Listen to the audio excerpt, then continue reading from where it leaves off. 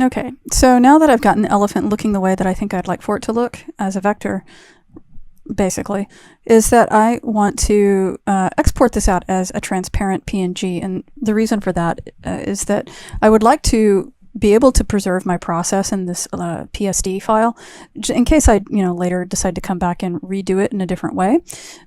So the easiest way to do that without having to like merge all of these is to just export this out as a PNG. And then we're going to take the PNG into a new Photoshop document. And then we're just going to turn it into a smart layer or a smart object and do some stuff to it to separate the values out as pathways that we can use in Illustrator. Okay. So I'm going to go up here to File, and we're going to say Export As. And it's going to pop this open. Make sure that you have Format for PNG selected. Make sure also that Transparency is selected. It should be by default, but just in case, make sure it is. And then this is fine. It doesn't matter what size it is right now because we're going to make it different later. So we'll go to Export, and then select the place that you want to save it, and we'll just click on Save. And then now we can go and see, let's go to our Finder. All right, so I'm going to select my PNG, and I'm on a Mac, so I can just hit the space bar to preview it. If you're on Windows, you might have to open it. Anyway, so I can see, though, through my quick preview in my Mac that on my example, I'm seeing like this fringing all the way around a good portion of the dark parts, and I don't want that. So there are a couple of things I could do. One, actually there's more than a couple, but basically, like one is that I could open this PNG and I could like literally, I could select it and I could try to remask it and stuff. Or another thing that we can do is that whenever we go to create the paths, it's going to create this little outline. And at that point, I can decide what part of it I want to keep and what part of it I don't want to keep. So we're going to try doing it that way first. So I'm kind of paying attention, and I think I'd want to get rid of what's, just up underneath here and up under here. And then maybe along this front leg, and definitely underneath the feet where the foot is actually supposed to be on the ground. You wouldn't see a highlight there. I like this highlight though under this foot because he's, or she, or whatever the elephant is stepping. And so anyway, I think I have a pretty good idea of what I want to get rid of. All right, so now let's go ahead and we're going to open that in Photoshop. So I'm going to right click it and say Open with Photoshop. And this is now just my PNG right here. And so I'm going to make sure that my original elephant PSD is saved. I can close it so I don't get confused as to what I'm working on. And now we're just in the PNG. So this is fine. And the other thing too is that I can go up here to my crop tool and I can choose to crop this up, except I don't want to, I can keep the ratio if that would be okay, I guess. I'll just sort of move this around, and yeah, this is probably okay. We'll just crop it like that. All right, and then I'll hit the return key to accept that, and then this is now my new PNG space. All right, so and that's what this little weird thing over here is. It's a crop tool. All right, now the other thing is that if you remember, I had this fringing. I can't see it. If I were to put a black background on here, I would see it. So if you wanted to, here, let's. I'm going to hit this new layer icon. This little plus symbol. I'll drag the layer to the bottom, and I'm going to grab my paint bucket tool while black is selected as my foreground on the top. Click on that, and then here you can see the fringing. And so I can decide where I don't want to see that, and I could either choose, as I said before, to erase some of that. That's one option. Another option would be to make sure that you are just getting rid of that later. Now, I said that we could just get rid of it later. I might want to get rid of some of it though. So while I'm going to select my elephant layer, and I might want to get rid of like this bit right here because that's just kind of a mess. I'm going to grab my eraser tool, and I am going to also make sure that my brush is set to be a hard brush. So you can see the hardness is turned all the way up here, and the size is fine. So I'm just going to grab just the edge of that, very carefully remove that piece, right, so that I don't have that fringing, and I can even blow this up bigger. And I'm going to also get rid of that. And then using my left square bracket, I can make my brush a little bit smaller to get rid of any of these little fringing edges. And then over here, I am pretty sure that I don't want this bit right there. So I could be really careful just grabbing it. And if you're not comfortable doing that, like if it's not, you don't feel comfortable making those adjustments, if you think that you're going to accidentally dig too deeply into the selection or into the actual elephant or whatever thing that you might be working on right now, then you don't have to do it this way, right? So I'm just doing it this way because it's not that difficult to get rid of some of this, and it's going to look a whole lot better in the end. And then a little bit is okay, but the thing is that I don't really want those pixels showing up kind of at all. So I'm going to try to get rid of those. And then I think I might be, and then the other stuff I definitely wanted to get rid of is definitely for sure 100% under the foot. So I'm going to use my right square bracket and just use the edge of my brush to kind of, and that like if I'm just using like the tangent of my brush, like that very edge of my round brush, then a lot of times I'm able to get way more control that way. And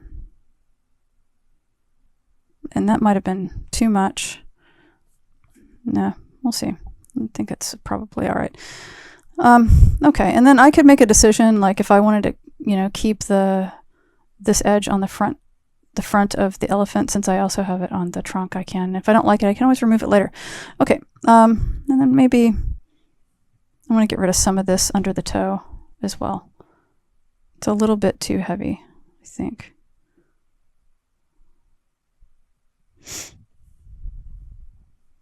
And I don't have to use black. If I wanted to use another color that's kind of dark instead of black as my background, it would at least help me differentiate what is actually the black part of the elephant, so I don't remove that by accident. Like, so for instance, if I select this and then I change my foreground fill color to like a dark red, for instance, I can choose my paint bucket.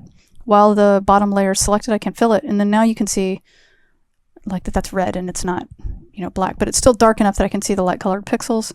So I'm going to go back to my eraser tool, and we're going to lower this to get rid of these pixels in here. Right. Just at least maybe the brightest one, maybe not all of them, but maybe just those really, really bright ones. And then, I am going to get rid of the,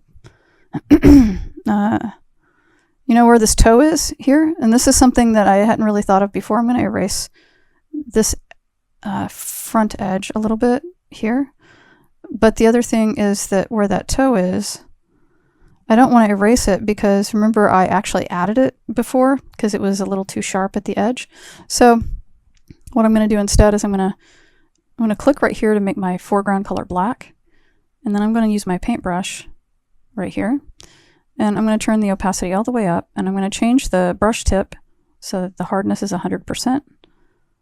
And I'll lower my brush size so that it's smaller using my square bracket, and I'm going to actually fill that in. And I'm going to fill it in like this because I don't like it bright white, but I also don't want to just delete it. Okay. And then I could also do the same thing over here if I wanted to make that adjustment as well. Okay. And maybe I actually want to do like that so that the foot looks a little bit more natural. Okay.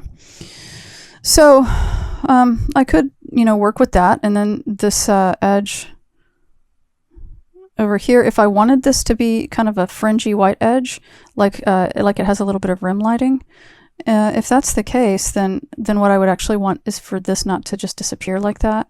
So I actually might want to flip this, and I'm going to lower my brush size. I'm actually going to, that bright white is way too bright. So I'm going to sample the color with this eyedropper tool. I'm going to sample that light gray.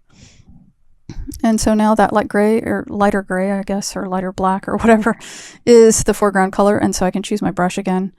And I'll come and fill that in. And I'll just get this. Oops. Let's make sure, the hardness is all the way up.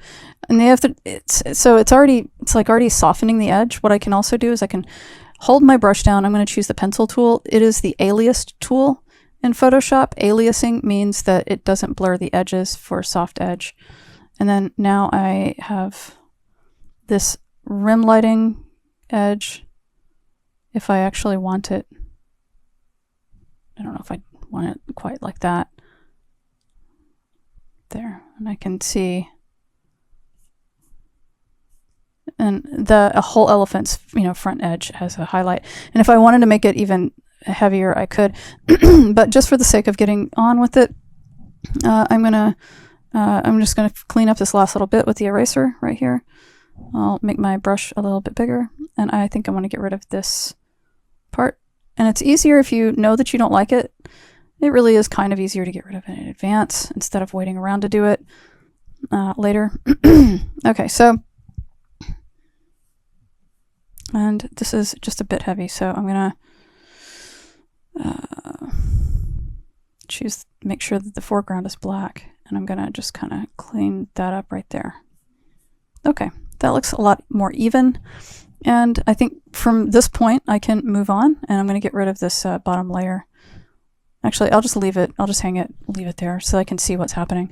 Now, okay, I want to separate these layers out now. So to do that, I need to take my elephant, I need to right click it, and I need to create, actually, don't choose the thumbnail, choose the actual layer where it says layer. I'm going to right click that, and I'm going to choose to convert to smart object. It has to be a smart object. Otherwise, the thing that I'm going to do isn't going to work. And I made 6 levels of posterization, okay? So that means I need 6 versions of my layer. And I need to do that now, not later. I need to actually go and duplicate it so that I have 6 versions of it. All right, so that's 3, 4, 5, and 6, okay? And then I'm just gonna name them 1, 2, 3, 4, 5, 6. All right, now what I want to do with these is I'm just gonna I'll start with the I guess the bottom layer. Okay, so I'm gonna choose this bottom layer that's white, and what I'm gonna do is I'm gonna go to FX down here, and we are going to choose this thing that says blending options. And if you've never used blending options, it's kind of cool. Let's move our elephant up so we can see our blending options. And there's this thing down here at the bottom of that called BlendIf, if you've ever seen that. And you can choose to make sure that you want to do BlendIf gray, because we are working in grayscale. And then essentially what I want to do is I want to build the layer up so that the black is on the bottom. So that's one thing that I can do. I can choose that, and you can see how you can start to knock out the values, right? So that's kind of cool. Now, there are some different ways you can think about doing this. So right now I've got the bottom layer over here selected. So if I were to just choose black, I can make it so that I just grab the black, right? That's no problem. And then whenever I come up here, I would be grabbing, I can like move this, I'd have to move that up, and then I'm just grabbing the gray, and then I would move it up again on the next layer, and so on and so on and so on, and I'm just grabbing these different values. This is one way of thinking about it. Another way of thinking about it would be, here, let's start all the way back. I'm going to hit cancel. Another way of thinking about it would be if I go up here to this top level, I'm actually going to turn all the layers underneath it off. And if I go up here to my number 6 and start there on the top, I could think of this as being the white layer. Okay.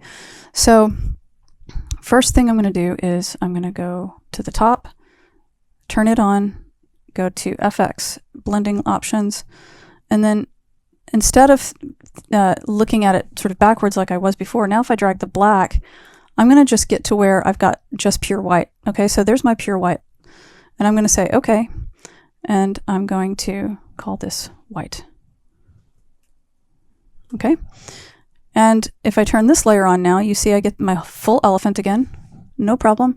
Now, what I'm going to do is I'm going to go to blending, while layer number 5 is selected, I'm going to go to FX, blending options, and I'm going to drag my black level up. So here's pure white. I'm going to go one step down so that you can see some of the gray, and I'm going to click OK. Now you might look at that and go, well, wait a second, why am I gonna have all of that as gray? I'll explain in just a minute why.